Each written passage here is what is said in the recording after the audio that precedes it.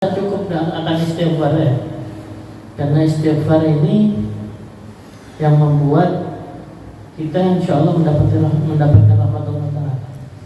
Karena istighfar ini dimana kita dipandang sama Allah Ta'ala. Jangankan kita ya, para anbiya, para nabi itu beristighfar. Yang jelas-jelas Nabi Muhammad itu tidak ada dosa, tapi dia istighfar.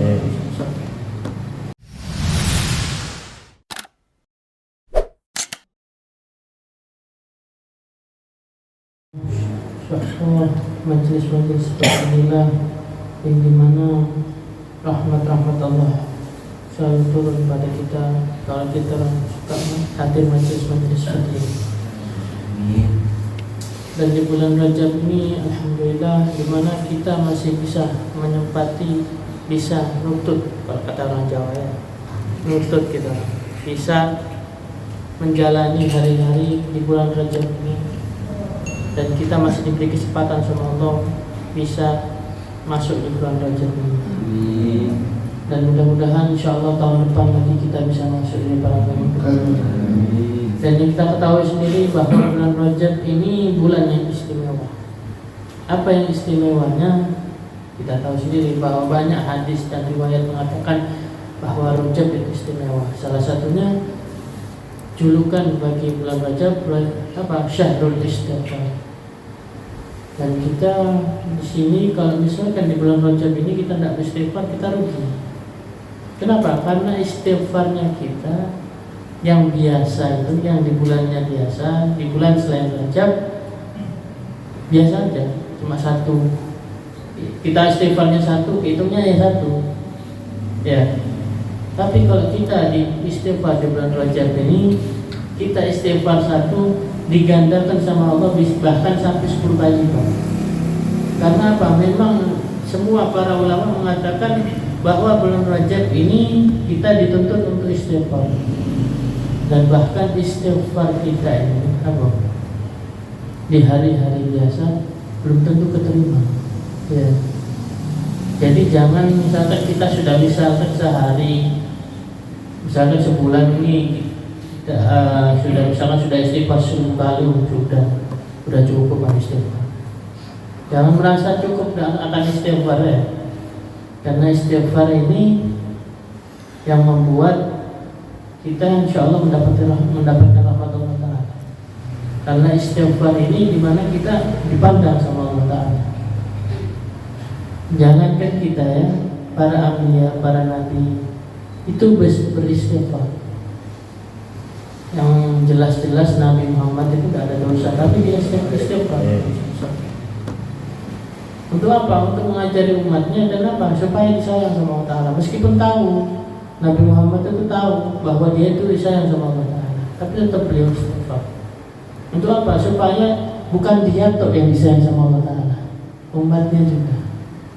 Ya, jadi itu mari kita perbanyak kita istighfar di bulan Rajab ini. Dan sudah kan banyak. Kalau sekarang ini kalau kita lihat story-nya orang tuh banyak yang bulan Rajab ini istighfar apa. Tapi belum tentu yang ngepost itu ngamalkannya.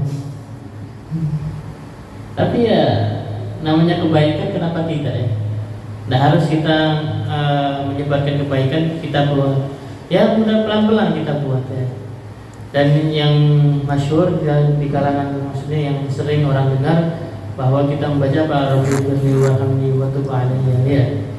Itu kalau dalam para ulama mengatakan apa? Subuh sama apa? Maghrib. Ya. Subuh sama maghrib.